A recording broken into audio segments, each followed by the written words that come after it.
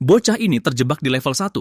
Karena itu, dia selalu dipermalukan setiap hari, bahkan oleh adiknya sendiri, penyihir terkuat.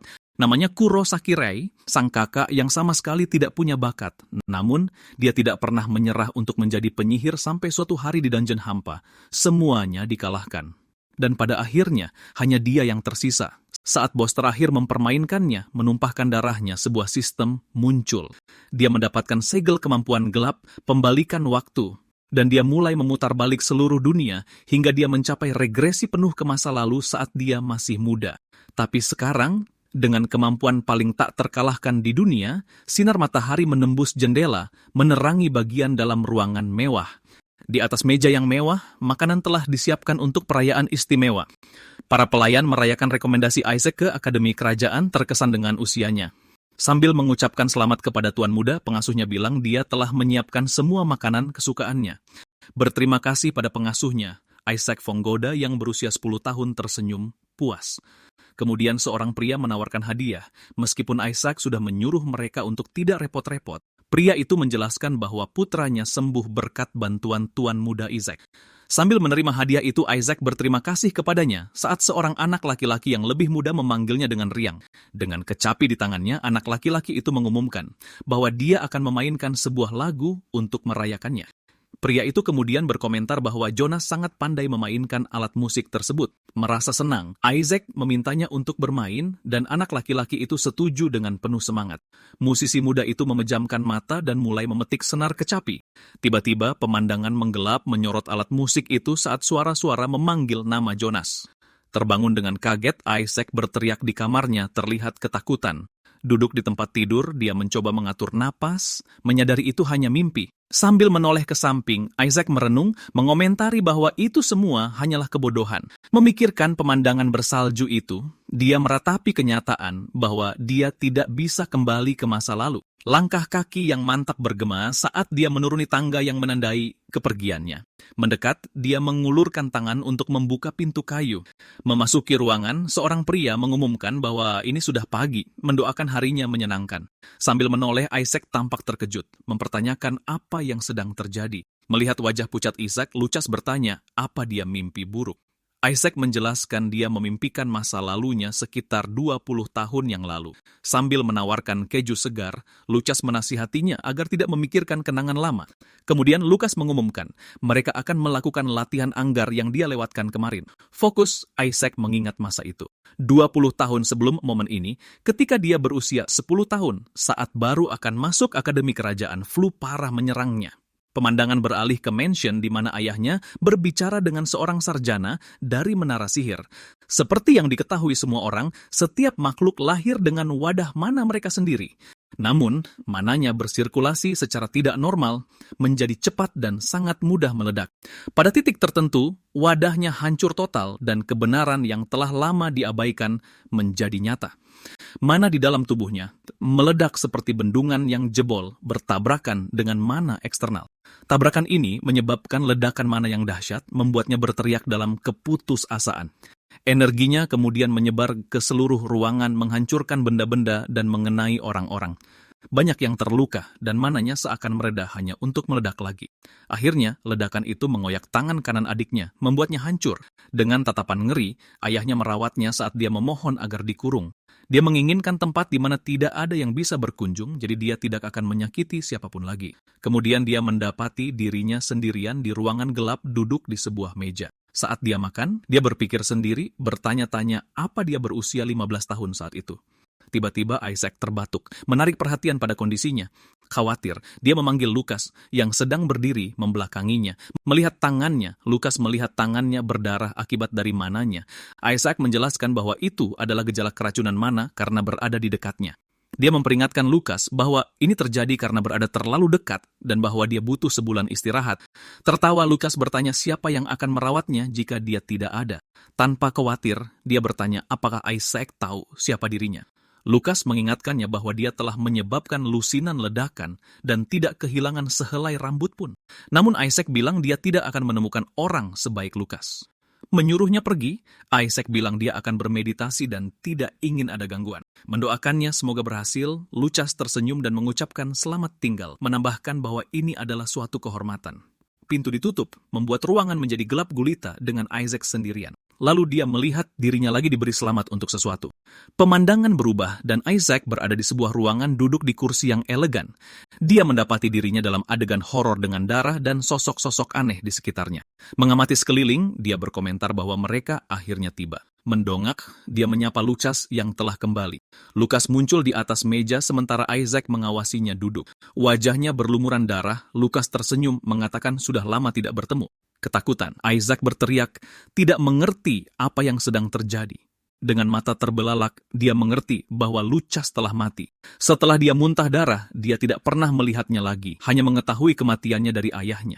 Ledakan mana yang lain terjadi hari itu, dan dia mengunci pintunya rapat-rapat. Sekarang Roti adalah satu-satunya teman di kamar di mana hari-hari berlalu dengan lambat.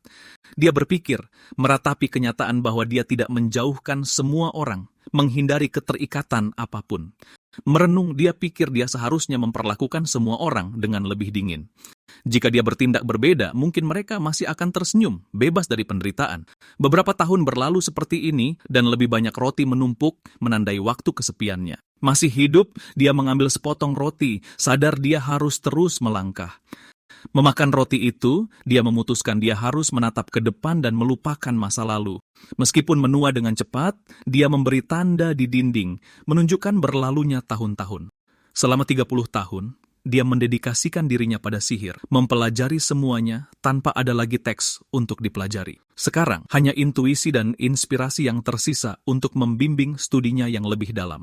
Dia yang memulai perjalanan ini, siap menghadapi apapun yang datang. Di dunia mana yang menyendiri, dia harus bangkit menuju esensi sejatinya. Beberapa tahun berlalu, dan dia akhirnya menemukan petunjuk untuk mengatasi kondisinya. Bertanya-tanya apakah keluarganya punya masalah, dia mengambil sepotong roti untuk dimakan. Menerima materi penelitian, dia menyadari materi itu terus berdatangan tanpa henti. Dengan mata biru, dia merenungkan waktu saat kerutan menandai usianya. Kemudian dia memikirkan usianya, menyadari dia sekarang berusia 71 tahun, melihat tanda-tanda di dinding. Langkah kaki terdengar di pintu dan dia mendengar sebuah suara dari luar. Memanggilnya, sang pengunjung menyapanya dengan panggilan, "Kakak." Itu Jonas, bertanya apakah dia sudah tidur, suaranya terdengar dari balik pintu. Terkejut, dia bertanya apa yang dilakukan Jonas di sana. Apa yang membawanya ke tempat ini? Jonas lalu bertanya apa dia boleh masuk, menunggu sebuah jawaban. Dengan tangan terkepal, Isaac menyuruhnya untuk bicara dari tempatnya tanpa masuk ke dalam. Duduk saling membelakangi. Jonas bertanya bagaimana kabarnya. Jonas kemudian bertanya, apakah Isaac tahu bahwa hari ini adalah peringatan kematian ayah mereka? Penasaran? Isaac bertanya bagaimana ayah mereka meninggal, ingin tahu detailnya. Memperingatkan bahwa itu cerita yang panjang, Jonas bertanya apakah dia ingin mendengarnya. Jika dia tidak keberatan, Isaac setuju, ingin tahu apa yang terjadi. Jonas mulai menceritakan kisah 30 tahun yang lalu. Pertama, ada perang perebutan takhta antara pangeran pertama dan kedua.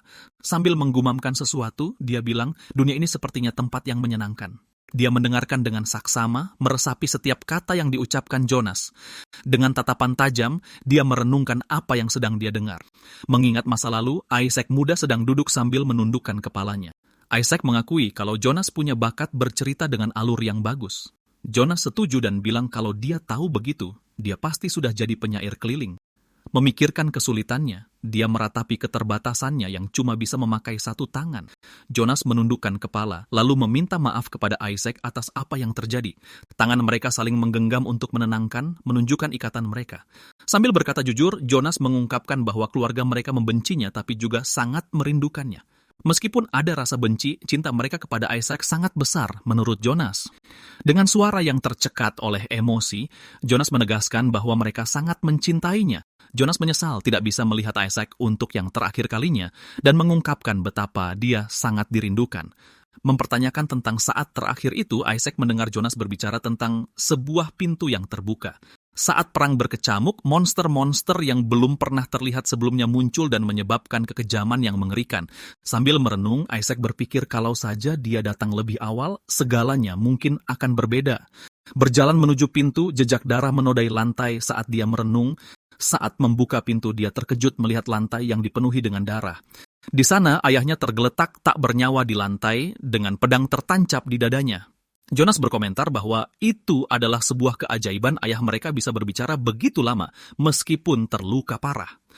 Sambil mengangkat ayahnya, Ishak memapahnya dan bilang kalau mereka tidak bisa diam di sana selamanya. Dengan langkah mantap, dia mulai meninggalkan ruangan yang gelap dan penuh kepedihan itu. Menggendong ayahnya di punggung, dia perlahan menaiki tangga dan meninggalkan tempat itu. Merasakan betapa ringannya tubuh sang ayah, Ishak bertanya mengapa dia sangat kurus. Apakah dia kelaparan selama ini? Membuka sebuah pintu besar, cahaya matahari menerpanya, menandakan jalan yang baru. Ayahnya tampak tak bernyawa, wajahnya pucat dan lelah, menandai kepergiannya. Di dalam aula yang hancur, mayat monster dan penjaga berserakan di lantai. Dengan ayahnya yang sudah tiada, dia berdiri di luar kediaman saat salju mulai turun. Sambil mengulurkan tangannya, dia merasakan kepingan salju dan memberitahu Jonas kalau salju sedang turun. Karena tanahnya membeku, dia memutuskan untuk menunggu musim semi untuk memakamkan ayah mereka di makam keluarga. Setelah semuanya berlalu, dia juga akan bisa beristirahat dengan tenang. Ranting-ranting pohon yang kering membentang di langit biru yang cerah. Di salah satu ranting, sehelai daun hijau kecil tumbuh di sebelah seekor kupu-kupu putih. Seekor kupu-kupu putih hinggap di atas sebuah tiang kayu bersinar di bawah cahaya. Di padang rumput hijau, Ishak yang sudah menua mendekati sebuah makam yang baru digali. Sambil memegang kristal biru di tangannya, dia mengamati pemandangan itu dengan ekspresi serius. Dengan telapak tangan terbuka, dia mengulurkan lengannya dalam sebuah gerakan persembahan. Lalu Ishak memunculkan bola api di tangannya menunjukkan kehebatannya. Sambil menatap langit, dia memberitahu Jonas bahwa dia akhirnya berhasil mencapai tujuannya. Dia meremas kristal biru di tangannya, merasa senang karena telah mengatasi kondisi tubuhnya yang aneh. Akhirnya, Ishak yang sudah tua jatuh ke tanah, entah pingsan atau mati. Dengan tubuh yang tergeletak di tanah, dia bertanya apakah dia bisa dimaafkan atas perbuatannya. Sebuah portal reruntuhan dengan pedang yang tertancap menunjukkan tempat yang sunyi dan menyedihkan. Kota yang hancur, pemandangan yang hancur lebur meratapi masa lalu. Berbaring di atas rumput hijau, Ishak beristirahat dengan damai sambil menatap langit. Cahaya keemasan mengelilinginya menandakan akhir dari perjalanannya yang panjang. Sebuah suara bertanya kepada tuan muda apakah dia bermimpi buruk bergema di dalam ruangan. Lalu Ishak bertanya-tanya apakah itu Hans, tapi dia segera ingat bahwa dia sudah lama meninggal. Terbangun dari mimpi buruk, Ishak membuka matanya karena merasa terganggu dengan cahaya matahari. Saat bangun, dia melihat matahari dengan tubuh berkeringat dan pucat, tampak ketakutan karena mimpi itu. Di sebelahnya, seorang pria bertanya apakah dia tidak tidur nyenyak, menyadari kondisinya. Ishak bertanya apakah ini mimpi atau hidupnya sedang berputar kembali di depan matanya. Dengan langkah tergesa-gesa, pria itu mendekat sambil memanggil tuan muda. Ishak yang berada di dekat jendela menyuruh Jonas untuk turun dari pohon dan memperingatkannya akan bahaya. Karena terkejut, tuan muda memarahinya dan bilang kalau dia baik-baik saja. Jonas yang tersenyum memegang sebotol anggur di tangannya. Sambil berteriak, Jonas memanggil Ishak dan melambaikan tangan dari atas pohon. Dengan mata terbelalak, Ishak menyebut nama Jonas saat memperhatikannya dari jendela. Jonas merayakannya dengan gembira dari atas pohon, sementara Ishak memperhatikannya dengan cemas. Lalu dia mencondongkan tubuh keluar jendela dan berpikir kalau ini bukanlah mimpi. Ishak kemudian menyadari bahwa dia telah kembali ke masa lalu dan siap untuk perjalanan yang baru. Di dunia yang sunyi, di mana hanya ada mana dan dirinya, dia harus membangkitkan esensi sejatinya. Melepaskan pemikiran dan sudut pandang masa lalu, dia membebaskan diri dari belenggunya. Akhirnya, dia menjadi esensi sejatinya dan menemukan tujuannya. Dengan tatapan penuh tekad, Ishak siap menghadapi apapun yang akan terjadi di kehidupan barunya. Di ruangan, para pelayan membereskan kekacauan yang dibuat oleh tuan muda yang kembali mengamuk. Masuk melewati pintu, seorang pelayan merenungkan bahwa kepribadian tuan muda menjadi sensitif akibat penyakitnya. Mendengar keluhan itu, Hans menjadi kesal dan memutuskan untuk memberi mereka semua pelajaran. Sambil menghentikan Hans, sebuah tangan meraih lengannya dan memperingatkannya bahwa itu sudah cukup. Beralih pada Hans, tuan muda menyatakan bahwa orang-orang itu tidak salah dalam perkataan mereka. Sambil meminta Hans untuk mundur, tuan muda memperingatkannya kalau dia terluka lagi hanya karena berada di dekatnya. Dengan tatapan serius, Hans menerima perkataan tuan muda dan memikirkan situasi tersebut. Sambil berlutut, Hans menatap pemuda itu dan menyatakan bahwa tuannya salah. Sambil menegaskan kembali dukungannya, Hans memberitahu tuan muda bahwa dia ada di pihaknya dan dia hanya sedang melewati masa sulit. Hans meyakinkan pemuda itu bahwa setelah semuanya berlalu, fase buruk ini akan dilupakan. Dengan senyuman di wajahnya, Hans berbicara tentang kehidupan, tidak menyadari akhir tragisnya dalam sebuah ledakan.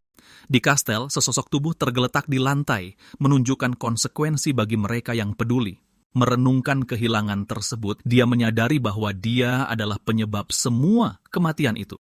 Dalam sebuah kilas balik, terlihat seorang anak laki-laki yang bahagia sedang bermain, sangat bertolak belakang dengan kenyataan saat ini. Menatap pemandangan, tuan muda memutuskan apa yang harus dia lakukan lalu menatap Hans. Sebagai tanda pengakuan, Hans tersenyum kepada tuan muda dan memperhatikannya. Membalikkan badannya, Hans menurut dan berjalan menjauh dari tuannya. Dengan marah, tuan muda meneriaki Hans agar segera menyingkir dari pandangannya. Tuan muda merenungkan bahwa memberikan perintah itu adalah keputusan yang tepat. Sambil mengepalkan tangannya, dia berpikir kalau berada di dekatnya bisa membahayakan orang lain. Saat berjalan menjauh, langkah kaki Hans menandakan kepergiannya dari ruangan. Di hari lain, Hans meminta tuan muda agar tidak menanggung semuanya sendirian. Mengekspresikan kepercayaannya, Hans berkata kalau terkadang kita perlu percaya pada orang lain. Sambil bertanya pada dirinya sendiri, dia tidak bisa mengingat kata-kata itu seolah-olah semuanya hanyalah mimpi. Saat menyentuh wajahnya, dia merasakan rasa sakit saat mengingat apa yang telah terjadi. Merasakan rasa sakit itu, dia bertanya-tanya apakah kenyataan itu memang nyata. Mengingat kematian itu, dia berlutut di hutan sambil merenungkan masa lalunya. Membayangkan masa lalu yang bahagia, dia berpikir bahwa kenyataan tidak begitu penting sekarang. Dengan penuh tekad, tuan muda menyatakan bahwa ledakan mana itu tidak boleh terjadi lagi. Dahulu kala, ada seseorang sepertinya yang menderita. Seorang pria bernama Zeke von Goethe, seorang penyihir yang mencapai kelas ke-10 kakek buyutnya. Ketika dia hidup tanpa memiliki apa-apa, dia menemukan catatan masa lalu yang ditinggalkan oleh ayahnya. Setelah meneliti semuanya dengan cermat, dia menemukan cara untuk mengatasi kondisi tubuhnya ini. Memperlihatkan rune tersebut, dia menunjukkan bahwa itu adalah solusi dari masalahnya. Melalui penelitian, sebuah pola unik tercipta yang kemudian menjadi batu rune. Mengingat masa lalunya, tangannya pun gemetar. Namun sekarang, sebagai seorang pemuda, ini adalah hal yang mudah. Untuk mencegah ledakan mana, wadah yang menampungnya harus tahan terhadap sirkulasi yang konstan. Sayangnya, mana miliknya bersirkulasi terlalu cepat dan wadahnya tidak mampu menahannya. Orang biasa akan langsung mati jika wadahnya hancur, tetapi wadahnya mampu memulihkan dirinya sendiri. Seolah tidak terjadi apa-apa, semuanya kembali normal. Itulah mengapa dia bisa meledak 10 atau 20 kali tanpa akibat yang fatal. Dengan batu rune di tangannya, dia berencana untuk sengaja merusak jalur mana miliknya. Dengan memberikan benturan terus-menerus ke area yang rusak, prosesnya pun akan dimulai. Dengan begini, jalur baru akan terbuka, lalu menyebarkan kekuatan dari mana yang bergejolak itu. Namun, tingkat keberhasilannya sangat rendah dan dia baru berhasil melakukannya tepat sebelum dia mati. Api kecil menjadi bukti bahwa dia telah berhasil. Dengan tatapan was-was, dia bertanya-tanya apakah kali ini akan berhasil. Api muncul di tangannya, membenarkan bahwa metode tersebut telah berhasil. Apinya membesar, membuat pemuda itu terkejut. Dengan mata terbelalak, dia terkejut dengan apa yang dilihatnya. Dengan kaget, dia bertanya-tanya api macam apa ini saat dia merasakan energinya. Kemudian aliran mananya kembali tertata, membentuk aliran energi yang baru. Pemuda itu merasakan mana tersebut menyebar ke seluruh tubuhnya, menyadari adanya perubahan. Dengan ekspresi yang lebih tenang, dia mengamati hasil dari apa yang baru saja dia lakukan. Sambil memegang rune itu, si pemuda terus merasakan kekuatan mananya. Api di tangannya semakin membesar, membuktikan keefektifan metode tersebut. Dia berpikir bahwa jalur mananya telah bertambah menjadi 3, sama seperti dugaannya. Dengan 3 jalur, dia bisa merapal 3 mantra di waktu yang bersamaan. Dengan terkejut, dia sadar rencananya berhasil, tapi itu bukanlah tujuan akhirnya. Sambil merenung, dia teringat bahwa tujuan aslinya adalah menghentikan ledakan itu. Untuk melakukannya, 3 jalur saja tidak cukup. Dia butuh lebih banyak lagi. Dia harus menggunakan lebih banyak sihir dan menambah jalurnya sehingga mengurangi beban pada wadahnya. Sampai saat itu tiba, dia akan melanjutkan usahanya sambil memikirkan masa depan. Sambil memegang rune itu, dia menegaskan bahwa dia tidak bisa membiarkan siapapun berada di dekatnya. Meninggalkan kastil di bawah sinar bulan, dia menyadari tidak ada seorang pun di sana. Di lain waktu, Hans memberitahu dengan senyuman bahwa makan malam sudah siap.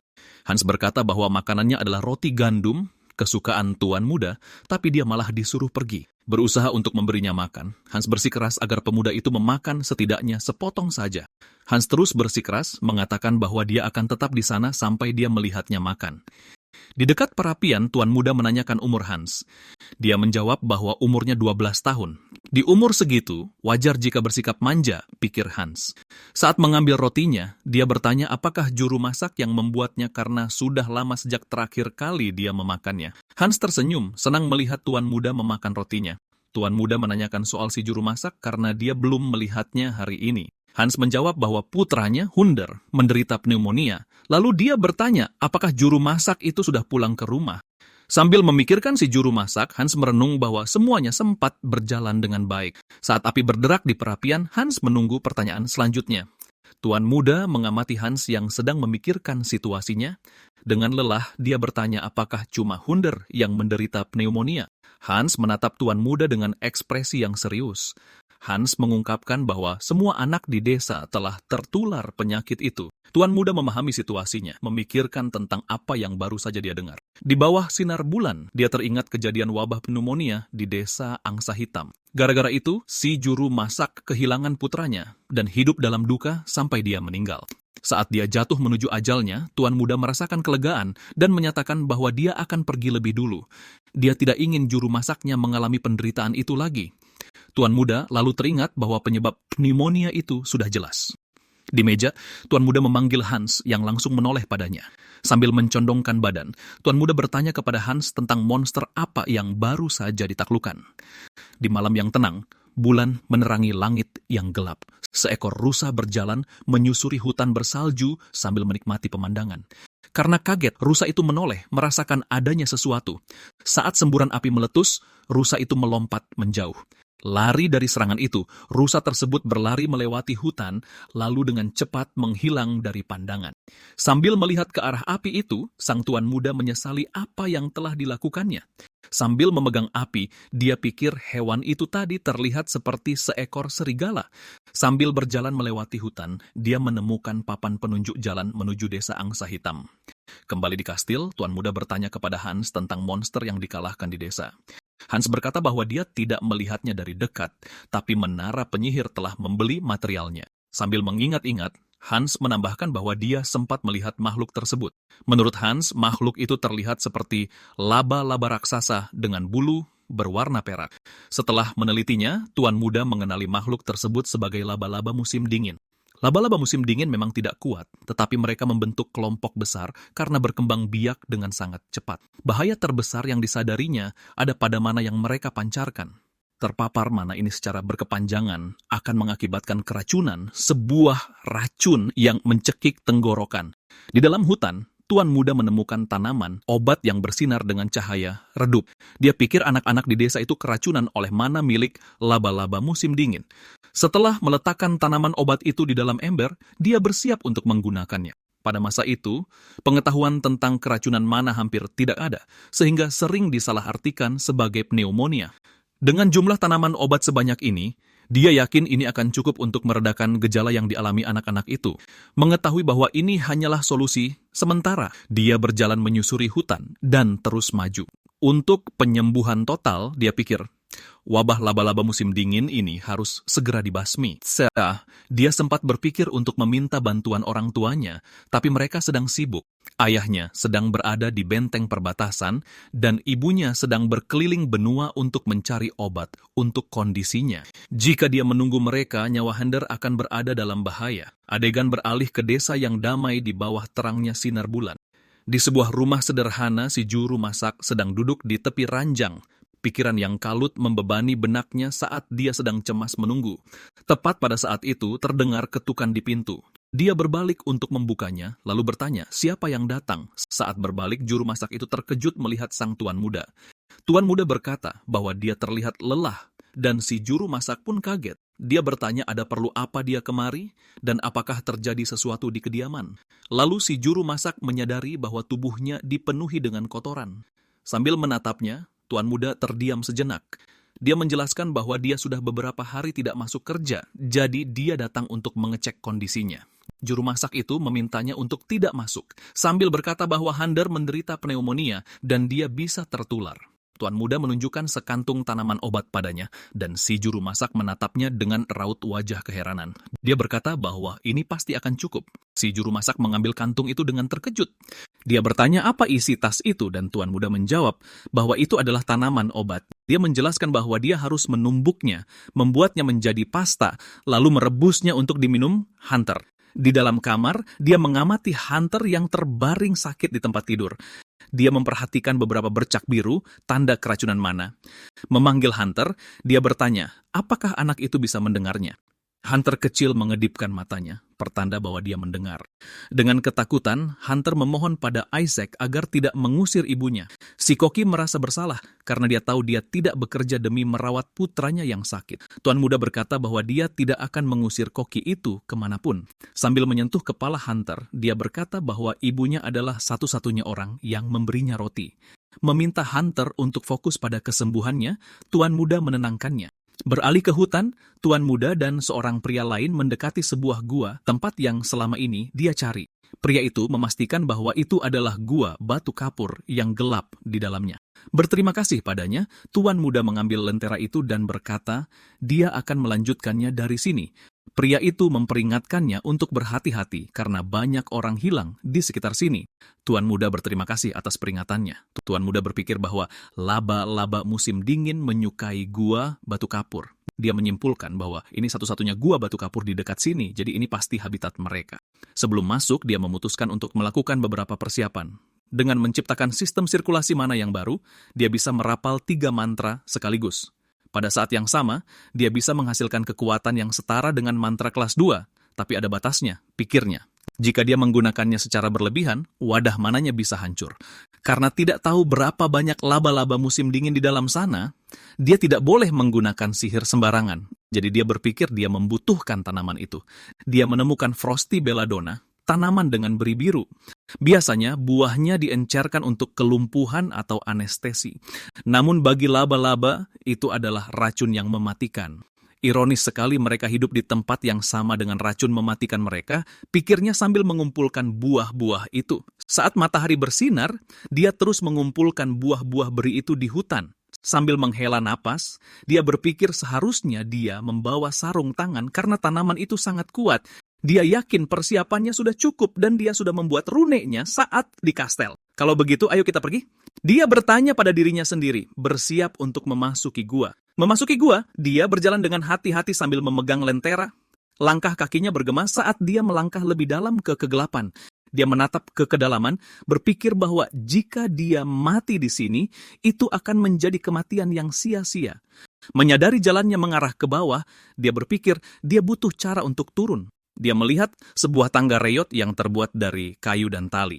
Dengan ekspresi penuh tekad, dia bersiap untuk turun. Sambil memegang tangga, dia mulai turun ke dalam gua yang gelap. Sesampainya di bawah, dia menghela napas, lega karena sudah turun. Dengan tatapan serius, dia menyadari bahwa dia telah menemukan tempat yang tepat. Di dasar gua, beberapa sisa mayat yang telah menjadi mumi berserakan di lantai. Mereka terlihat seperti semua cairan vitalnya telah dihisap habis, pikirnya. Melihat sebuah tulang manusia, dia bertanya-tanya apakah itu milik salah satu orang yang hilang. Tiba-tiba, sesuatu merayap di atasnya, membuatnya terkejut. Dengan kilatan cahaya di tangannya, dia berjongkok bersiap untuk bertarung. Melihat cahaya itu, dia memusatkan mananya untuk menyerang, melepaskan 2 ledakan api.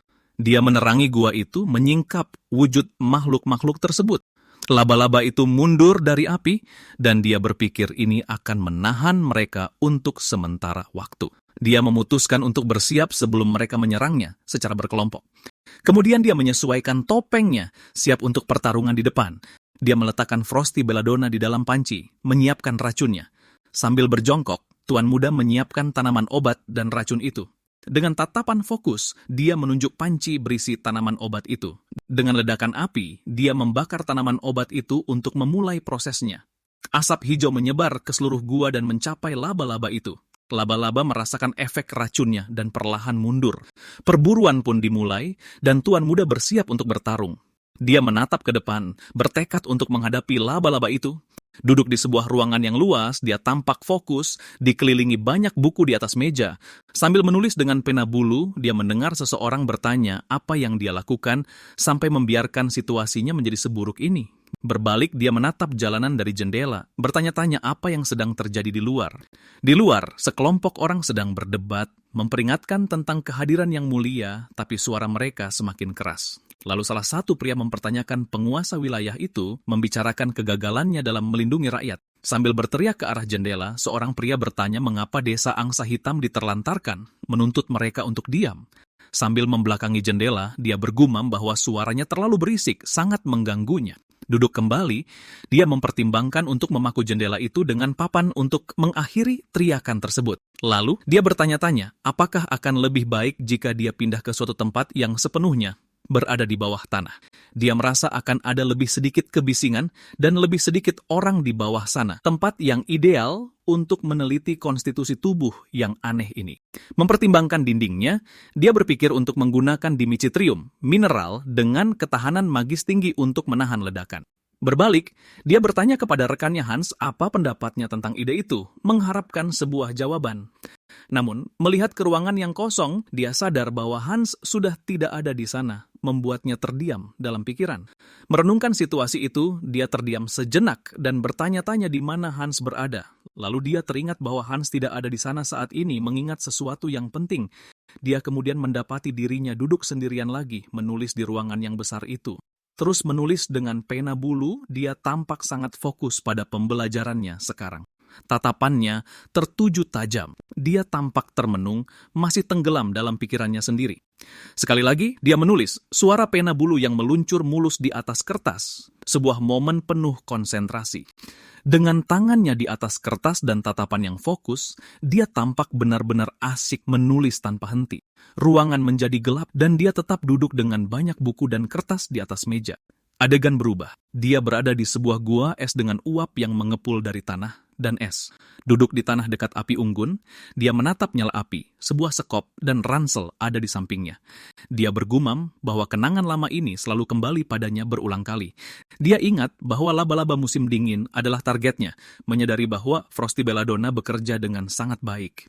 Mengomentari racun itu, dia menjelaskan bahwa dia tidak bisa mengoleskannya langsung ke laba-laba, tapi harus membakarnya untuk melepaskan asap. Meletakkan kain lembab di wajahnya, dia menghalangi udara karena dia tidak kebal terhadap racun itu dan harus melindungi dirinya. Menggunakan mananya, dia memurnikan racun di tubuhnya, sebuah proses yang cepat dan efektif. Menciptakan bola api, dia memadatkannya dan meluncurkannya ke seekor laba-laba mengenai targetnya. Menyiapkan perimeter, dia memunculkan lebih banyak sihir api, membentuk nyala api untuk rencananya. Dia merapal 3 mantra sekaligus menggunakan 3 sirkuit mana, sebuah teknik yang dia sebut multicasting.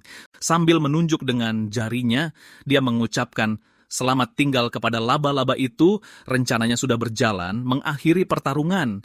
Dengan ledakan api yang besar, dia menyerang area tersebut, menyebabkan ledakan besar, dan menyebarkan kobaran api kemana-mana. Berjalan menembus api, dia maju tanpa gentar saat kobaran api melemahkan makhluk-makhluk itu. Mengamati area tersebut, dia tampak sangat tenang, yakin bahwa semuanya akan berjalan sesuai rencana. Kemudian, dia menyadari bahwa laba-laba itu semua menuju ke titik yang sama, yang mana itu sangat aneh. Memikirkannya kembali, dia segera menyadari pasti ada air di sana sambil mengamati pergerakan mereka. Berjalan melintasi tanah yang terbakar, dia melangkah mantap menyusuri wilayah laba-laba tersebut. Kemudian, ia melihat makhluk-makhluk itu berjatuhan dan hancur di tengah kobaran api yang menyala hebat. Dalam hati ia berpikir bahwa api itu bagus, tapi ia akan mati lemas karena asapnya dan hawanya pun semakin panas. Ia harus menyelesaikannya dengan cepat, bergegas mengakhirinya sebelum asap itu melukainya. Adegan beralih ke tempat yang gelap dan dingin dengan stalaktit gelap dan tajam menggantung di langit-langit. Berjalan melintasi gua dengan cahaya di depannya, ia menyusuri sungai beku yang tertutup es. Di dalam gua es, ia bergumam bahwa di sini sangat dingin, teringat bahwa ia telah membuang mantelnya. Ia menginjak air yang membeku, berpikir bahwa suhunya telah turun cukup drastis untuk membekukan genangan air menjadi padat. Hawanya sangat dingin. Berhenti tiba-tiba, ia menatap ke sekeliling. Ada sesuatu yang sangat aneh dengan gua ini. Mendongak ke atas, ia bertanya-tanya, apakah itu semua adalah telur melihat jumlahnya yang tak terbatas. Di dekat telur-telur itu, ia bertanya-tanya apakah makhluk itu telah bertelur sebanyak ini. Pemikiran yang sangat meresahkan. Suara keras bergema mengejutkannya, dan ia pun berbalik, terkejut memikirkan suara apa itu. Sambil berjalan hati-hati, ia mendengar suara aneh, merasakan kehadiran sesuatu. Menolehkan kepalanya, ia mengintip ke dalam gua yang gelap. Sesuatu sedang mendekat, mengeluarkan suara yang ganjil. Dengan lentera di tangan, ia menerangi jalan, dan gema langkah kaki mengungkap ada sesuatu di sana, sehingga ia menciptakan bola api di tangannya. Ia bersiap menghadapi apapun yang datang, siap untuk menyerang. Ia melemparkan bola api itu ke depan, menerangi gua gelap tersebut dengan apinya. Bola api itu menghantam sesuatu di dinding dan apinya menyebar, memperlihatkan sesosok makhluk. Berdiri di atas es, ia menoleh ke samping menyaksikan sesuatu perlahan mendekat. Bahaya. Terkejut, ia melihat makhluk besar, monster yang menampakkan dirinya saat mendekat ke arahnya. Masih terpaku di tempat, ia menatap makhluk itu mendekat, mata birunya memancarkan ketakutan yang luar biasa. Dengan cepat, makhluk itu menyerang, dan ia menjatuhkan dirinya ke samping, menghindari serangan langsung. Jatuh ke tanah, ia merasakan dampak serangan itu, mengeluarkan erangan kesakitan. Keadaan menjadi makin gawat. Berdiri dengan marah, ia bergumam bahwa perasaan ini tidak pernah hilang, masih merasa frustrasi. Kemudian ia mengenali makhluk itu.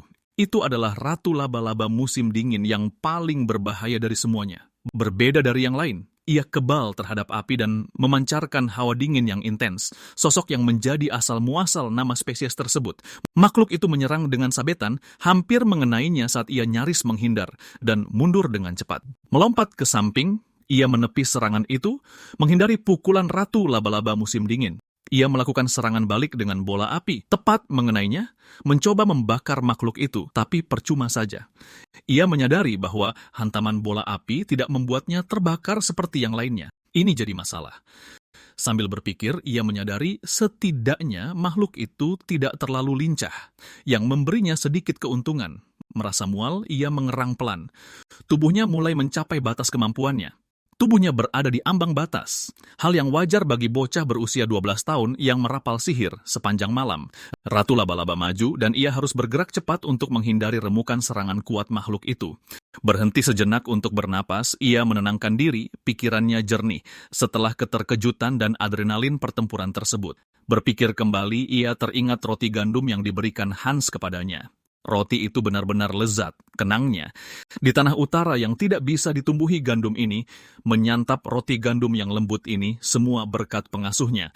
Di tanah, ia merasakan dampak dari pukulan kuat yang menghujam keras dari atas. Berdiri dengan marah, ia merasa bahwa sensasi ini tidak pernah sirna, membuatnya sangat kesal. Menghadapi monster itu, ia mengenali ratu laba-laba musim dingin, makhluk raksasa di hadapannya. Tahan terhadap api, ia memancarkan hawa dingin yang luar biasa, pemicu utama dari nama spesies tersebut. Dengan serangan mematikan, makhluk itu menyerang, dan ia melemparkan dirinya ke belakang, nyaris tidak bisa lolos. Melompat ke samping, ia menghindari pukulan tersebut. Api berkobar di sekelilingnya. Mengincar monster itu, ia melempar bola api yang meledak saat berbenturan. Merenungkan serangan itu, ia sadar bola apinya tidak bisa membakar makhluk itu seperti yang lain. Sebuah masalah. Mengamati makhluk itu, ia menyadari setidaknya ia tidak terlalu lincah, dan hal itu sangat membantunya. Mengeluarkan erangan, ia merasakan rasa sakit. Tubuhnya benar-benar sudah berada di batas maksimalnya. Merasa kelelahan, ia tahu tubuhnya mulai mencapai batas karena ia telah bertarung semalaman. Ratu laba-laba itu kembali menyerang dan ia mengelak menghindari pukulan mematikan lainnya. Menarik napas dalam-dalam, ia menenangkan diri, bersiap melanjutkan pertarungan meski kelelahan. Adegan beralih. Ia teringat roti gandum yang diberikan Hans kepadanya. Rasanya sungguh lezat. Di tanah utara yang tidak ditumbuhi gandum ini, makan roti lembut adalah berkat pengasuhnya. Makhluk itu menjerit, menyerang dengan cakarnya, suaranya bergema di dalam gua, menguatkan diri terhadap benturan yang ia tahu harus ia tahan, bersiap menghadapi serangan berikutnya. Memikirkan batas kemampuannya, ia menyadari bahwa ia tidak boleh gagal. Ia tidak punya cukup mana untuk satu bola api lagi, setidaknya tidak untuk yang bisa menghasilkan kerusakan besar. Jadi ia memutuskan untuk meninggalkan serangan jarak jauh, mempersiapkan sesuatu yang berbeda, sebuah rencana baru. Menghasilkan bola api baru, ia bergumam bahwa yang ini berbeda dari sebelumnya, jauh lebih kuat.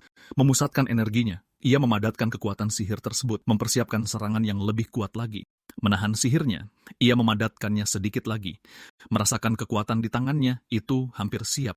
Berteriak menyuruh makhluk itu mati, ia meluncurkan mantranya dengan sekuat tenaga mengincar sasarannya.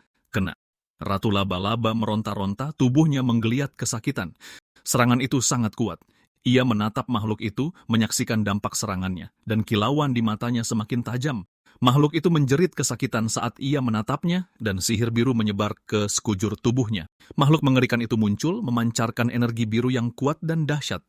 Dengan serangan yang cepat, makhluk itu maju, memamerkan kekuatan penuhnya dalam konfrontasi. Merasa terjebak, ia mencoba menarik lengannya, namun kekuatan itu menahannya agar tak bisa bergerak. Energi biru menyelimuti tangannya, menahannya hingga benar-benar tak berdaya. Perlawanannya memudar, ia jatuh pingsan, sepenuhnya kehilangan kendali atas tubuhnya. Kemudian saat terjatuh dari atas, ia melihat monster itu masih mendominasi tempat mengerikan tersebut. Di tanah ia tergeletak jatuh ketika makhluk itu terus-menerus memamerkan kekuatannya. Di dekatnya sebuah kristal bersinar terang, menampakkan diri sebagai sumber energi tersebut. Melayang bebas, kristal itu menunjukkan kekuatan yang luar biasa dengan energi biru yang menyebar kemana-mana. Terbangun dalam kebingungan, ia bertanya-tanya di mana ia berada. Tiba di lokasi, ia mendengar suara pengasuhnya bertanya tentang tuan muda. Kemudian Hans bertanya, apakah ia benar-benar tidak tahu karena tuan mudanya pergi ke tambang yang terbengkalai. Pengasuh itu kemudian berkata bahwa ia tidak tahu karena pemburu desa memandunya untuk berburu. Kembali ke masa lalu, ia teringat saat mengalahkan Ratu Laba-Laba lalu pingsan setelah kepalanya terbentur. Sekembalinya ke desa, ia mendapati Hans menunggunya dengan tidak sabar di pintu masuk. Hans menopangnya dan mengatakan bahwa ia langsung tertidur di sana karena kelelahan. Di tempat tidur, ia sudah pulih karena mereka telah melakukan persis seperti yang diinstruksikannya. Melihat tuan muda, Hans memikirkan tentang kebaikan hati yang ditunjukkannya. Terbaring di sana, ia mendengar semuanya, sedikit malu dengan situasi tersebut. Memanggil Hans, ia mengejutkannya dan bertanya apakah ia sudah bangun. Mengenai seberapa lama ia tidur, Hans menjawab bahwa ia tertidur selama setengah hari. Pengasuh itu lalu dengan marah bertanya apa maksudnya dengan mengurus dirinya sendiri. Menjelaskan alasannya, dia berkata bahwa dia sedang mengumpulkan tanaman obat dan terjatuh. Melihat Hander sudah membaik, dia berbohong tentang kejatuhannya agar mereka tidak khawatir. Merasa lega, dia memutuskan untuk merahasiakan keracunan mana itu. Beralih pemandangan, dua pria di tambang melihat laba-laba yang mati di tanah. Pengasuh itu dengan rasa penasaran bertanya dari mana dia tahu soal tanaman obat dan dia menjawab dari buku. Hans bertanya apakah mereka akan pergi, tetapi dia menunjukkan bahwa di luar sedang turun salju. Dia mengingatkan Hans bahwa meninggalkan rumah besar itu dalam keadaan kosong bukanlah hal yang baik bagi mereka. Sambil menyerahkan sebuah keranjang, pengasuh itu memberikan apel untuk dibawa oleh Hans. Sambil memberikan apel tersebut, Hans berkata, penduduk desa mengirimkannya sebagai ucapan terima kasih kepadanya. Saat mengambil salah satu apel, dia tampak sedang berpikir keras. Dia menyarankan agar pengasuh itu mengambil libur seminggu lagi, mengingat pemulihan Hander. Dengan cemas, pengasuh itu bertanya, apakah tidak apa-apa karena takut pada kepala pelayan. Ketidakpastian soal cuti itu masih ada, membuat Hans dan sang pengasuh merasa cukup bingung. Lalu dia menyuruh pengasuh itu untuk membuat selai dari semua apel tersebut. Karena ingin selai apel, dia meminta roti gandum saat pengasuh itu kembali. Tersenyum, pengasuh itu merasa lega atas kebaikan yang tak terduga tersebut. Sebagai saran, dia bertanya bagaimana pendapat mereka jika membuat pai apel juga. Saat malam tiba, gagasan membuat pai sepertinya adalah pilihan yang tepat. Seminggu berlalu dan matahari bersinar terang di langit yang cerah. Seorang pria muda melintasi halaman bangunan besar itu pada hari yang damai. Saat menggerakkan lengannya, dia merasakan sesuatu yang aneh muncul. Berlari dengan tergesa-gesa, dia menyadari bahwa seminggu telah berlalu. Menyadari adanya perubahan, dia melihat tubuhnya juga telah bertransformasi. Sirkuit mananya telah meningkat, sekarang berjumlah 4. Tubuhnya telah stabil dan kini dia bisa menggunakan 4 mantra secara bersamaan. Sambil berlari, dia sadar bahwa pertarungannya melawan laba-laba telah sangat memperkuat dirinya. Saat menggunakan sihir, dia menyadari perlunya pemahaman dan intuisi. Tugas itu menguras banyak energi mental. Dan jika tubuh gagal, pikiran pun akan ikut hancur. Energi mental memulihkan stamina fisik, membantu dalam pemulihan tubuh. Dia mencapai batas pikirannya dengan sangat cepat karena tubuhnya tidak terlatih. Di kehidupan yang lain, Lucas dulunya melatih staminanya dengan sangat keras. Lucas memiliki senyuman yang lembut, selalu mengawasi pelatihannya. Mengepalkan tinjunya, dia merasakan perubahan yang terjadi pada tubuhnya. Kepala pelayan tiba, memanggil tuan muda untuk sesuatu yang penting. Dua pria muncul dan salah satunya mengumumkan tentang pemeriksaan rutin. Dia melihat kepala pelayan, Schiller, yang datang untuk mengawasi. Pria berkacamata itu menyapa tuan muda, menanyakan keadaannya. Duduk di halaman, dokter yang ditunjuk oleh ayahnya mulai melakukan pemeriksaan. Meskipun dia dokter terkenal, dia sama sekali tidak memahami kondisi tubuh tuan muda. Dokter itu berkata, tidak ada masalah besar karena dia terlihat sangat sehat. Sambil membatin, dia memperhatikan bahwa dokter itu sudah menarik kesimpulannya sendiri. Membuka kopernya, dokter itu memperlihatkan ramuan yang disebut panacea. Ramuan panacea itu menstabilkan aliran mana, menjadikannya sangat berguna. Sambil memegang ramuan itu, dia berpikir bagaimana ayahnya selalu memberikan yang terbaik untuknya. Biasanya panacea berarti obat penyembuh segalanya dan memiliki berbagai kegunaan. Beberapa orang menggunakannya sebagai stimulan energi, yang lain sebagai penambah stamina. Ada kesalahan penerjemahan karena efek sebenarnya adalah untuk merangsang aliran mana. Baginya, dengan mana yang tak terkendali, ramuan itu adalah racun yang menyamar. Namun ramuan itu kini menjadi katalis yang sempurna untuk membantunya menambah sirkuit mana. Dokter itu berpamitan berkata, mereka akan bertemu lagi bulan depan dengan perasaan puas. Saat pergi, dokter itu berjalan melewati halaman, meninggalkan tuan muda sendirian. Berdiri terdiam, tuan muda bertanya apa yang ingin Schiller katakan kepadanya. Schiller berkomentar bahwa tuan muda berkelakuan sangat baik hari ini. Merasa bingung, dia teringat bahwa dulunya dia selalu merasa kesal dan menolak dokter itu. Mendengar itu, dia bertanya apakah dia seharusnya kesal mengingat situasinya. Schiller tetap diam, hanya mengamatinya dengan penuh rasa ingin tahu. Schiller dengar bahwa dia menyembuhkan penyakit pneumonia anak-anak desa. Terkejut, dia bertanya apakah Schiller tahu dan Schiller berkata bahwa Hans yang memberitahunya. Di dalam hati, dia sadar bahwa Schiller pasti telah menginterogasi Hans untuk mengetahuinya. Schiller memperingatkan bahwa jika Dewan tahu, segalanya bisa menjadi jauh lebih buruk. Dia memperingatkan bahwa dia akan membiarkannya kali ini, tetapi dia harus mengendalikan dirinya sendiri. Schiller mendekat, menyuruhnya untuk menahan diri mulai sekarang. Memikirkan masa lalu, dia sadar bahwa dia tidak pernah bisa dekat dengan Schiller. Kepala pelayan itu adalah pria yang kaku dan dingin, menjaga jarak dari semua orang. Namun, jika dia tidak bisa menahan diri, setidaknya dia harus membicarakannya. Schiller menyerahkan koper itu padanya, menyuruhnya untuk berbicara dengannya jika dia tidak bisa mengendalikan diri. Teringat pada Jonas, dia tahu bahwa Schiller sangat setia pada keluarga. Schiller yang mengabdi pada keluarga Goethe mempertahankan posisinya sampai Tuan Besar meninggal. Anehnya, Schiller bersikap penuh perhatian dan baik hati. Berterima kasih kepada Schiller, dia tersenyum karena mengerti pesan tersebut. Schiller mengamatinya dan bertanya apakah ada alasan kenapa dia berlari setiap hari. Dia menjelaskan bahwa setiap penyihir yang mencapai lingkaran kedua akan melatih tubuh mereka tanpa terkecuali. Jadi dia menyimpulkan bahwa tubuh yang mampu menguasai mana membutuhkan pelatihan yang tepat. Schiller sepertinya mengerti, dengan ekspresi berpikir di wajahnya. Schiller menulis sesuatu di gulungan perkamen dengan kaligrafi yang sempurna. Tuan Muda Sulung menyembuhkan pneumonia pada anak-anak di desa. Duduk di meja, proses verifikasi telah berhasil diselesaikan. Karena kondisi tubuh Tuan Muda akan sulit baginya untuk menggunakan sihir di masa depan. Dengan hati-hati, dia menganggap jalan Tuan Muda sebagai sarjana akan menjadi masa depan yang cerah. Dengan berita ini, Yang Mulia juga akan bisa bernapas lega. Lalu seseorang mengetuk pintu dan dia menyuruh orang itu masuk. Rosa masuk sambil meminta izin kepada kepala pelayan. Schiller, sang kepala pelayan, bertanya, apakah Rosa lagi yang ada di pintu? Namun Rosa bersikeras berkata bahwa para pelayan menghilang dan tidak kembali. Selain Clara, Annette yang belum mengambil cuti sehari pun dalam 3 tahun juga ikut menghilang. Rosa berkata dia yakin sesuatu telah terjadi pada Annette. Annette diikat dan dijebak, jelas sedang dalam masalah. Menyatukan semua hal tersebut, dia bertanya-tanya apakah situasi ini tidak terasa cukup aneh. 3 pelayan telah menghilang dalam 2 bulan.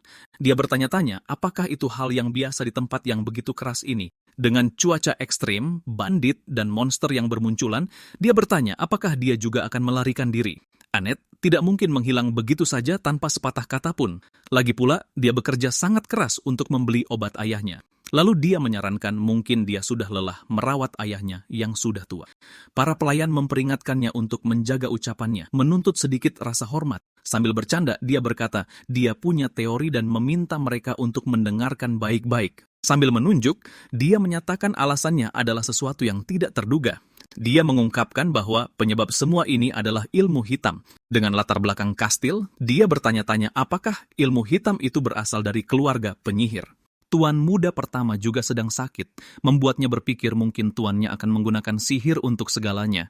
Para pelayan terkejut, bertanya apa maksudnya tentang gadis-gadis itu.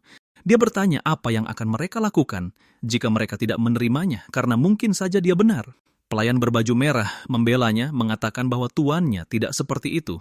Sambil berjalan pergi, dia berkomentar bahwa itu adalah cerita yang menarik. Pria itu terkejut, berbalik menghadap sosok baru di tempat itu. Sambil tersenyum, pemuda itu memintanya untuk menjelaskan cerita ini lebih detail. Memulai ceritanya, pria itu menjelaskan bahwa semuanya berawal 2 bulan lalu. Awalnya, pelayan bernama Hilda menghilang tanpa jejak. Kemudian, berminggu-minggu setelahnya, pelayan lain lenyap begitu saja. Dan akhir pekan lalu yang ketiga juga tidak pernah kembali. Di aula besar, pria itu melanjutkan ceritanya sambil menatap sang pemuda. Penasaran, bocah itu bertanya apa dia tahu kenapa mereka menghilang. Mengabaikan tatapan itu, dia bilang dia tidak tahu pasti jawabannya. Meyakinkannya agar jujur, pemuda itu berjanji dia tidak akan dihukum. Terkejut, dia bertanya apakah itu benar, dan bocah itu membenarkannya. Dalam diam, dia merenungkan situasinya sambil menatap sang pemuda. Saat itu, bocah itu bertanya, apa semua ini terjadi karena dirinya? Terbatuk, pria itu bilang ini cukup jelas, bahkan bisa dibilang pasti. Memikirkan Hans, dia teringat pelayan itu selalu terluka. Hans selalu bilang dia tidak akan mati dengan tenang. Pria itu menyesal mengatakannya, menyadari kesalahannya. Dengan nada serius, bocah itu memanggil namanya dan pria itu memohon ampun. Belum menikah dan tak punya anak, dia bilang dia tidak mau mati. Lalu pemuda itu meminta pria itu untuk melakukan sesuatu untuknya. Pria itu ketakutan, menggenggam tangannya dengan cemas. Di ruangan itu, api biru muncul di udara, bergetar. Di ruangan itu, pemuda itu duduk di ranjang dan menyebut nama Rosa dan Annette. Bayangan itu menunjukkan 2 pelayan tersebut di tengah nyala api biru yang sama. Lalu pemuda itu menggerakkan tangannya seolah memanggil sesuatu. Mengingat kembali, dia membenarkan bahwa itu adalah nama mereka. Dengan tatapan tajam, pemuda itu menatap api, tenggelam dalam pikirannya.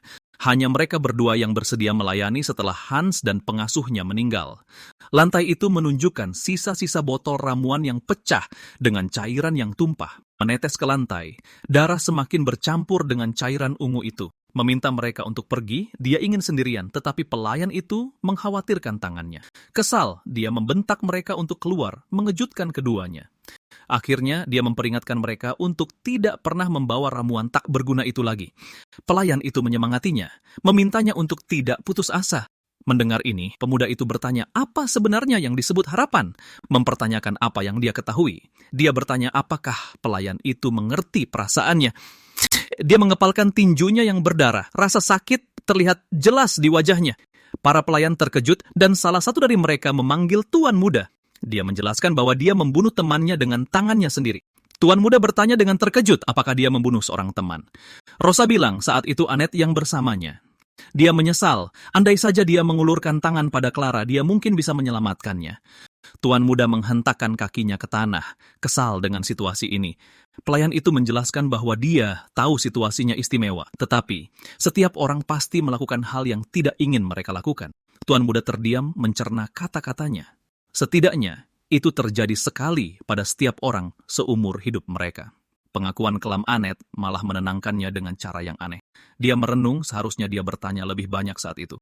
Sambil mengepalkan tangannya, tuan muda menunjukkan raut wajah penuh tekad. Memanggil dari depan pintu, Bill mengumumkan ada berita untuknya. Tuan muda menanyakan keberadaan para pelayan itu. Lalu Bill menjawab bahwa tidak butuh waktu lama untuk mencari tahu. Dia bilang dia bertanya pada para pengemis di persimpangan dan deskripsinya cocok. Tuan muda kemudian bertanya apa jawabannya, ingin tahu kebenarannya. Bill mengungkapkan bahwa hilangnya mereka adalah ulah pedagang budak. Mereka menjanjikan kehidupan yang lebih baik di selatan, lalu menjual orang. Sambil bertanya-tanya, Tuan muda bertanya kenapa mereka butuh seseorang untuk pergi ke selatan. Bill menjelaskan bahwa dia tidak mengerti karena situasinya lebih rumit. Kau butuh transportasi, tentara bayaran untuk perlindungan, dan status warga bebas di sana. Berpikir bahwa wanita tidak mungkin bisa mengurus itu sendiri, dia menyatakan bahwa ini hal yang sulit dilakukan. Tuan muda mengangguk paham dan bilang itu masuk akal. Bill lalu berpikir bahwa bocah ini masih belum paham cara dunia bekerja. Terkejut, Bill mulai curiga, menyadari perubahan suasananya. Mengganti topik, Bill menjelaskan masalahnya pada Tuan muda. Dia bilang dia menghabiskan banyak uang agar para pengemis mau bicara. Lalu, dia mengaku menghabiskan semua uang yang diberikan Tuan muda kepadanya. Tuan muda bertanya, keheranan, apa dia menghabiskan ke-20 koin perak itu? Bill berkomentar bahwa orang-orang lebih curiga dari yang dibayangkan. Dengan raut serius, Tuan muda mengamati Bill yang sedang berpikir. Dia bilang uang bukan masalah. Dia hanya ingin segera menemukan mereka, menunjukkan kemurahan hati yang besar. Setelah melihat dokumen itu, dia bertanya, apa ada hal lain lalu mendapat jawaban iya. Dia jamin pembagiannya akan adil kali ini. Bertanya, apa pria satunya menerima pekerjaan ini? Dengan semangat, dia bilang dia ambil pekerjaan itu, langsung menyetujui tawarannya. Dia pikir dia cuma butuh kelihayan bicara untuk untung besar, tapi situasinya berisiko. Dia bilang keuntungan besar butuh risiko besar, jadi dia akan memandu yang lain menemui makelar. Bersemangat, dia berseru bahwa hidup itu tentang risiko tinggi, hasil tinggi. Beralih ke penjara bawah tanah, dia menyadari dirinya terjebak dalam sangkar, putus asa dengan situasinya. Melihat tulang belulang di lantai, dia menyadari betapa mengerikannya tempat itu. Terkejut dan berteriak, dia bertanya-tanya bagaimana semuanya bisa sampai ke titik ini. Lalu, saat dia terjebak, pemuda itu muncul di balik jeruji besi. Memegang permata biru, sang pemuda menghadapnya dengan senyum percaya diri. Terlihat lorong penjara bawah tanah yang panjang, air menetes di lantai, dan obor menerangi dinding. Dia mencengkeram jeruji dengan erat, memikirkan bagaimana dia bisa berakhir di sini, marah dengan situasinya. Dalam kilas balik, dia ingat saat membawa tuan muda dari rumah besar, berpikir semuanya baik-baik saja. Saat itu, dia dengan mudah menemukan maklar yang mengambil para pelayan, pria yang tampak seperti bangsawan terasing. Namun sesuatu yang sangat buruk terjadi, sebuah kejutan yang tak pernah ia duga. Melihat ke arah sang pemuda, jelas bahwa dia adalah pusat dari semua kekacauan ini. Sementara itu, pria satunya berpikir tuan muda adalah target empuk para pedagang manusia. Kini terjebak, dia bertanya-tanya kenapa dia bisa berakhir di tempat mengerikan ini. Dengan penuh amarah, dia memikirkan ironi dari semuanya, terutama nasib sang tuan muda. Dia menyadari bahwa sang pemuda tidak tersentuh, dianggap sebagai barang dagangan yang berharga, sementara dia telah kehilangan segalanya. Berteriak, dia menuntut untuk tahu rencananya. Bersikeras kalau mereka pasti punya rencana untuk situasi ini. Dengan kesal, dia menyuruh pemuda itu berhenti memainkan batu itu dan langsung bicara saja. Ketika pemuda itu bertanya soal tata krama, dia disambut oleh kemarahan dari pria satunya yang sedang mengkhawatirkan nyawanya. Memperingatkan bahwa dia akan mengejar Annette dan para pelayan, dia mendapat balasan sarkastis dari pemuda itu. Menatapnya, pemuda itu bertanya apakah dia punya cara untuk lolos dari jeruji besi yang sangat besar itu. Menunjuk ke depan, pemuda itu menatap dengan serius, membuat yang lain menjadi termenung. Terkejut, pria di dalam sel bereaksi terhadap situasi itu, terperangah oleh apa yang dilihatnya. Melihat mereka berdua, kita melihat pemuda itu berdiri di sebelah pria yang hanya mengenakan pakaian dalam. Kemudian dia menjadi semakin ketakutan dengan ekspresi teror di wajahnya. Dengan tergagap, dia memanggil tuan mudanya, bingung dengan situasi yang ada. Dengan senyum yang dipaksakan, dia bertanya apakah dia akan ditinggalkan dan apakah pemuda itu mengenalnya. Mendengar jawaban tidak, dia mencoba membalikan keadaan, memohon pada pemuda itu untuk tidak melakukannya. Adegan pun berganti. Dua pria sedang berbicara, mengatakan bahwa tempat itu adalah labirin yang penuh dengan bandit. Kembali ke dalam sel, dia bertanya apakah pemuda itu berpikir dia tidak bisa mengatasinya, memohon agar tidak ditinggalkan. Merasa bingung, pemuda itu mengabaikannya, namun berhenti ketika mendengar panggilan putus asa dari pria itu. Bertumpu di lantai, dia memohon bantuan, mengatakan bahwa dia akan melakukan apa saja. Menunggu jawaban, pemuda itu tetap diam sambil menatap pria tersebut. Menatap pria itu, sang pemuda bertanya, apakah dia tahu, Bill, apa yang sedang terjadi? Dengan tatapan tajam, dia mengungkapkan bahwa dia pernah melihat Bill bertingkah seperti ini sebelumnya. Memohon ampun demi nyawanya, pria itu meminta tuannya untuk mengampuninya di tengah salju. Penuh penyesalan, dia berkata bahwa dia telah kehilangan akal sehatnya meratapi pengkhianatannya terhadap sang tuan. Mengingat kembali masa lalunya, sang tuan ingat bahwa Bill di atas segalanya adalah seorang bandit. Namun pengkhianatan itu terjadi, ucapnya, dan kali ini Bill mengkhianati keluarga Goethe. Dengan wajah berlumuran air mata, Bill mendengar bahwa mereka tidak bisa lagi mempercayainya. Bernapas dengan berat, Bill memohon kesempatan, tetapi salah satu pria itu menyuruhnya berhenti. Dia bertanya, apakah menurutnya menjual buku rahasia keluarga adalah sebuah pelanggaran ringan. Setelah segalanya, pria berjubah itu hanya berdiri di sana melihat sang pengkhianat di tanah. Kemudian pemuda berambut putih itu berkomentar bahwa dia pasti akan berguna jika tidak terlalu serakah. Memikirkan hal itu, dia ingat bahwa Bill adalah mantan bandit dan tahu tentang ekonomi dunia bawah. Memperhatikan dengan saksama, dia mengingat sesuatu yang penting jika ingatannya tidak salah. Jadi organisasi kriminal yang dicari Bill adalah organisasi yang sama dengan yang menculik para pelayan itu. Para bandit ini akan menyebarkan kekuasaan mereka melalui perdagangan manusia, menyiksa orang-orang bagaikan wabah. Dia menyimpulkan bahwa ancaman apapun terhadap keluarganya harus disingkirkan terlebih dahulu. Memegang sebuah gulungan, dia bertanya bukankah pria itu berjanji untuk melakukan apa saja. Dia memperingatkan bahwa Bill perlu melakukan sesuatu terlebih dahulu, menatap orang itu dengan perasaan was-was. Langit-langit tempat itu mulai terlihat dengan sebuah lentera yang tergantung pada rantai, memberikan sedikit cahaya. Sekelompok pria terlihat di depan, menyaksikan pemandangan itu dalam keheningan. Mendengar pertanyaan mengapa sang ayah tidak makan, seorang pria makan di meja. Cara dia makan membuat yang lain tampak khawatir saat mereka mendesaknya untuk makan. Dia menggenggam garpunya dengan marah, mempertanyakan apakah orang yang mereka cari ada di sana. Dia menyuruh mereka menunggu sedikit lebih lama, mengatakan bahwa mereka akan dipersatukan kembali dengan ilmu hitam. Tidak mendapat tanggapan, dia menghela napas dan menunjukkan rasa frustrasi pada kebisuan orang tersebut. Memusatkan tatapannya pada tengkorak itu, dia mempertanyakan apakah kekuatan jiwanya telah melemah. Ketika dia bertanya tentang air mandinya, dia diberitahu bahwa hanya tersisa barang dagangan untuk dijual. Menghentikan pergerakannya, dia mencengkeram tangan orang itu dengan kuat. Dia mengangkat pria itu dari lehernya, menahannya dengan mudah berkat kekuatannya yang besar. Dia mempertahankan tatapan seriusnya, wajahnya berlumuran darah tanpa keraguan sedikit pun. Dan kemudian dia bertanya apakah yang satu itu akan cukup untuk air mandinya. Saat pria itu berkata dia akan menunggu, yang lain bergegas untuk menyiapkan segalanya. Dia berjalan menyusuri lorong, langkah kakinya bergema dalam keheningan tempat itu.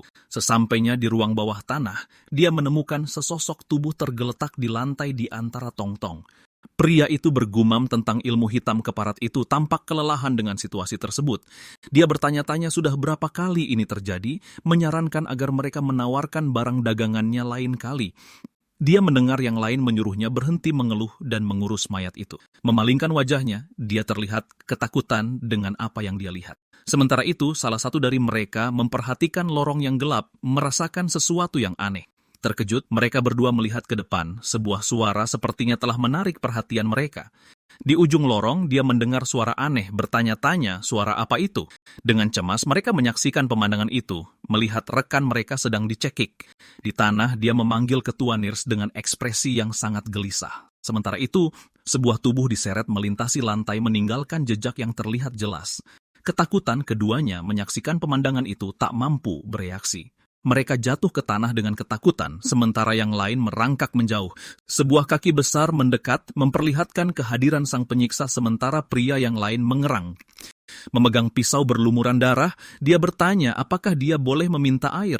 Menyadari siapa itu, pria tersebut terkejut saat yang lain tersenyum dengan darah di wajahnya. Berjalan melewati adegan itu, Bill muncul, memegang pisau kotor di tangannya. Menatap pria yang lain, dia menuntut agar mereka memberinya air dengan wajah yang ternoda. Terkejut, Bill berbalik, mencengkram pisaunya saat namanya dipanggil lagi. Menggenggam pisaunya, dia bertanya-tanya mengapa dia bertingkah seperti ini, merasa begitu bingung.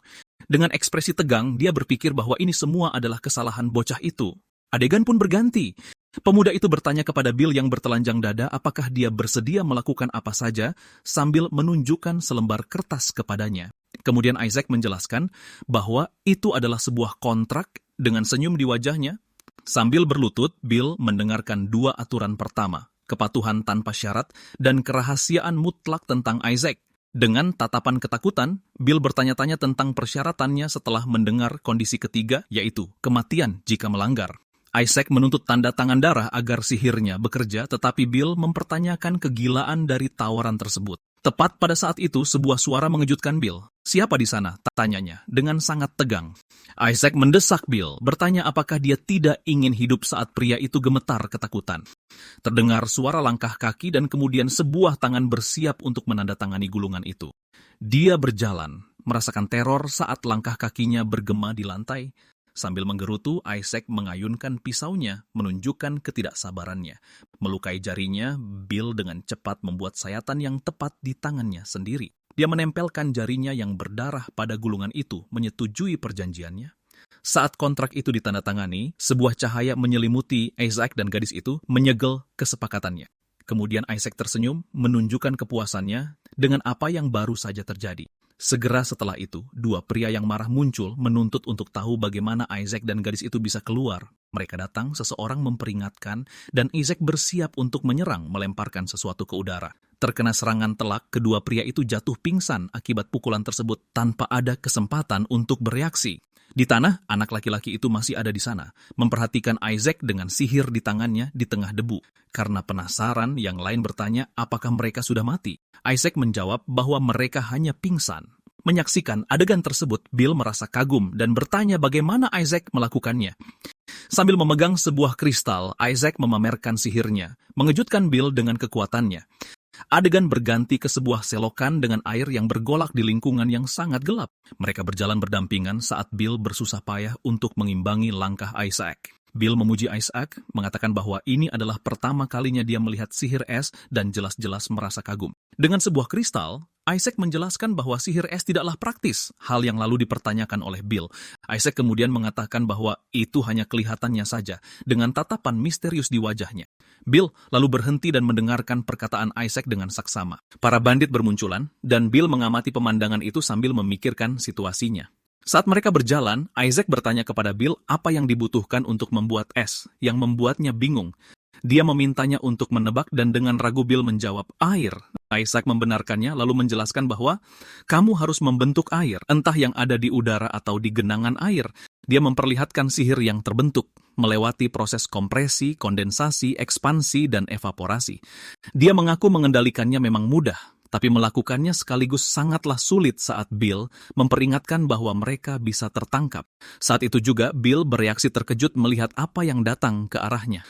Pria lain muncul dan bertanya, siapa mereka? Sementara Isaac sudah menyiapkan serangan. Dengan menunjuk jarinya, Isaac menyelesaikan prosesnya, bersiap memberikan serangan akhir. Tetesan air beku raksasa muncul mengambang di udara tepat di atas kepala musuh. Pria itu mendongak ketakutan, merasakan bahaya yang mengancam nyawanya. Isaac menjelaskan bahwa itu adalah sihir perubahan wujud untuk memamerkan kekuatannya. Karena itulah sihir ini tidak terlalu berguna dalam pertarungan, kata Isaac saat Bill mengamati sihir tersebut. Dia merenung bahwa tanpa itu, dia bahkan tidak akan repot-repot menggunakan sihir semacam itu. Kemudian, dia memperlihatkan batu mana es yang dia simpan dari bangkai ratu laba-laba musim dingin meskipun batu itu tidak populer. Batu mana beku memiliki nilai akademisnya sendiri, jadi harganya sangat mahal, dan dia mendapatkan yang sangat bagus. Saat menggunakan sihir esnya, dia berpikir bagaimana ketidakpopuleran sihir ini membuatnya sempurna, karena hanya sedikit orang yang mengetahuinya. Sulit dibedakan dari luka fisik, sihir es tidak meninggalkan jejak karena akan berubah menjadi air saat mencair. Dia kemudian mengungkapkan bahwa sihir itu sangat sempurna untuk beroperasi dalam bayang-bayang tanpa meninggalkan bukti apapun. Rekan lainnya kemudian terlihat ketakutan melihat keampuhan teknik aneh itu. Kemudian di sebuah lorong, rekan itu bertanya apakah dia tidak akan menyelesaikan pekerjaannya, tapi dia menjawab bahwa bajingan bisa diganti kapan saja. Sambil menghindari serangan, dia berkomentar bahwa dia sengaja membiarkan mereka hidup agar mereka melakukannya lagi. Saat itu juga, sebuah serangan beku menghantam musuh, mengejutkan rekannya yang sedang menonton pertarungan itu. Memikirkan musuh-musuhnya, dia berkata dia akan membunuh, tapi hanya mereka yang benar-benar penting. Bergerak maju menyusuri lorong, dia melanjutkan perjalanannya dengan penuh tekad, menyatakan bahwa dia hanya akan melenyapkan satu orang. Dia menatap musuh di depannya dengan ekspresi serius. Kemudian, mereka berhadapan dengan musuh ketiga yang sudah menunggu lebih jauh di jalan itu. Menatap mereka, pria di depan mulai berbicara, terlihat kesal dengan situasi tersebut. Mengenali musuhnya, rekan itu meneriakkan nama pria tersebut. Terkejut dengan kemunculannya, dia adalah pemimpin para bandit, orang gila yang tak segan merobek tubuh orang lain, lapor rekan tersebut. Mulai menyiapkan serangan, dia berkata bahwa menemukan musuh ini membuat pekerjaannya menjadi lebih mudah.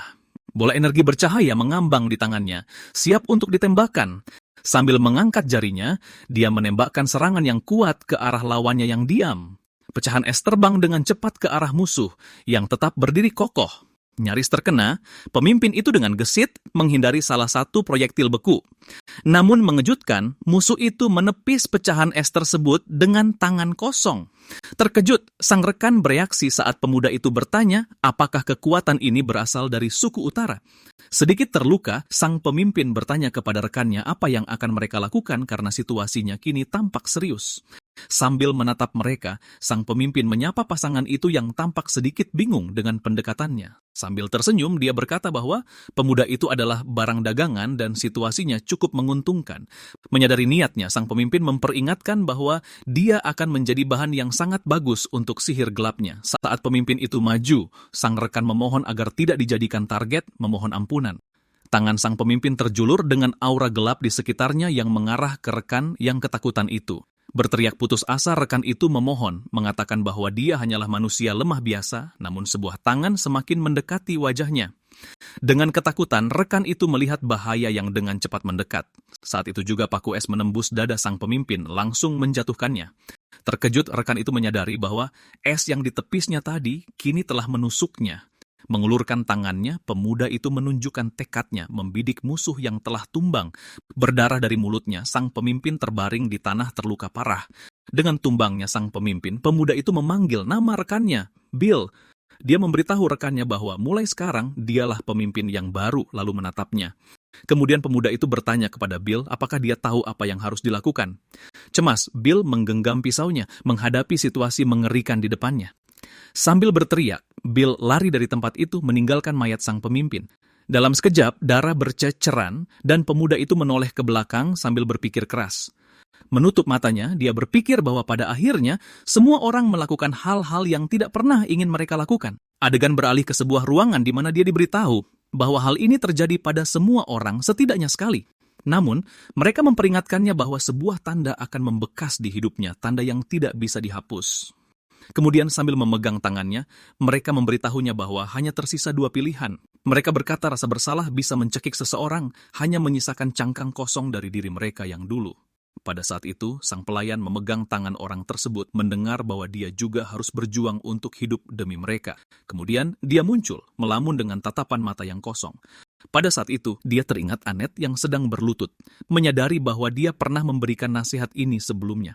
Di tempat lain, seseorang berlari menyusuri lorong yang gelap, meneriakkan nama Bill dan menuntut putri mereka dikembalikan. Sementara itu, sebuah kereta kuda bergerak maju, dan kita melihat wanita muda lainnya duduk di lantai. Kemudian mata emas mulai terlihat jelas, mengungkapkan bahwa waktu telah berlalu di bawah terangnya bulan. Berjalan menjauh dari kereta kuda itu, dia menyatakan bahwa Annette tidak akan kehilangan temannya di kehidupan ini. Sambil tersenyum, sang pelayan bertanya apakah mereka sudah dengar bahwa para bangsawan sedang mencari wanita dari luar daerah. Sambil duduk di meja, mereka mempertanyakan alasannya karena wanita dari selatan kabarnya cukup jelek. Dengan antusias, salah satu dari mereka juga mempertimbangkan untuk pergi ke selatan, mengatakan bahwa dia sudah banyak mencari tahu tentang hal itu. Dengan tatapan penuh arti, dia berkata bahwa dia kenal seseorang yang bisa membawa mereka ke sana dengan bayaran kecil.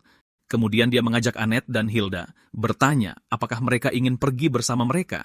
Annette menolak ajakan itu dan menyatakan bahwa dia harus tetap tinggal untuk merawat ayahnya. Kepadanya dia mengungkapkan bahwa itulah terakhir kalinya dia melihat Clara dan Hilda tanpa ada kabar lagi setelahnya. Memahami situasinya, pria itu bertanya apakah dia diculik saat sedang mencari mereka. Dalam diam, pelayan itu menatap sambil memikirkan pertanyaannya. Kemudian dia memberitahunya bahwa dia menemukan Hilda dan Clara lagi di selokan, tapi mereka telah kehilangan kewarasan. Dia mengerti alasannya. Bagaimanapun juga, dia mengakui bahwa dia sendiri akan menjadi gila jika berada di sana beberapa hari lagi. Karena itu dia berkata, selokan adalah tempat yang mengerikan di mana manusia dijual atau dimakan. Mengatakan yang sebenarnya, dia mengungkapkan bahwa dia bisa saja melarikan diri dari sana kapanpun. Namun, dia menjelaskan bahwa gerbang besi yang mengurungnya telah rusak. Dari balik jeruji besi, dia menatap lurus ke depan. Matanya kosong. Terisak, dia hampir tidak bisa menahan dirinya. Tatapannya penuh dengan penderitaan. Di depan jeruji besi, dia menemukan temannya yang terlihat terjebak dan sedih. Merasa tertekan, dia mengatakan bahwa mungkin jika dia tinggal beberapa hari lagi. Mengulurkan tangannya ke arah jeruji, dia teringat saat meninggalkan Clara di sana. Menatap ufuk, pria itu tampaknya merenungkan apa yang baru saja didengarnya. Kemudian dia menyelesaikannya dengan mengatakan bahwa dia akan membunuh temannya, memahami situasinya. Pria itu lalu berterima kasih karena dia telah bercerita, menyadari betapa sulitnya mengingat kenangan itu. Dengan sebelah tangan di dagunya, dia mengungkapkan sebuah keraguan dan pria itu bertanya, apa itu? Kembali ke ingatan itu, dia dan Clara merasa senang karena dibawa kembali. Tapi Hilda berbeda, dia berkata dia akan mati jika kembali ke kediaman. Dan dia menjelaskan bahwa Hilda sepertinya takut akan kematian itu sendiri, bukan hanya pada hukumannya. Sambil merenung, dia berkata bahwa dia mengerti dan akan menyelidiki situasi tersebut. Berpaling ke arahnya, pelayan itu menunggu perintah selanjutnya. Segera, dia memberitahunya bahwa Rosa curiga para bandit membebaskan mereka karena dirinya. Melipat tangannya, dia berkomentar bahwa Rosa adalah pelayan yang sangat jeli. Sambil tersenyum, dia berkata itu masuk akal karena hanya dia satu-satunya yang peduli pada para pelayan. Dia menatapnya dalam diam, tatapannya terfokus dan penuh perhatian. Masih menatapnya, dia menyadari betapa seriusnya raut wajahnya. Lalu dia memanggil namanya Annette dengan nada suara yang tegas. Dia kemudian berterima kasih kepadanya, menunjukkan bahwa dia bersyukur atas bantuannya. Namun dia berubah pikiran, mengatakan bahwa mereka akan membicarakannya nanti. Dia menerima, meminta izin untuk pergi. Di lorong, suara pintu berderit bergema saat seseorang lewat. Kini di ruang kerjanya, dia mengayunkan pedang, menunjukkan kelincahan dalam setiap gerakannya. Dia tersenyum tipis, memancarkan aura penuh percaya diri dan misterius. Dan dia merasa telah menemukan bakat yang tak terduga, mempertimbangkan untuk mengajarinya sihir. Kemudian, di kastel, hari mulai terang, menyingkap pemandangan baru. Berjalan menyusuri jalan, seorang pelayan bertanya apakah mereka mendengar tentang orang-orang yang kembali. Dia menjelaskan bahwa mereka hampir diusir, tetapi Isaac menerima mereka kembali. Bertanya-tanya mengapa dia sampai bertindak sejauh itu demi mereka, dia curiga mungkin dia tertarik pada mereka. Seorang pria membuka pintu dan masuk dengan cepat. Meletakkan sesuatu, tangan pria itu bergerak dengan hati-hati di atas permukaan. Berjalan perlahan, dia membawa kotak-kotak berat menyusuri lorong tua yang gelap. Setibanya di lokasi, seorang pria bertanya, apakah bosnya ada bersamanya? Mengulurkan tangannya, dia tampak memanggil seseorang mendekat dengan isyarat sederhana.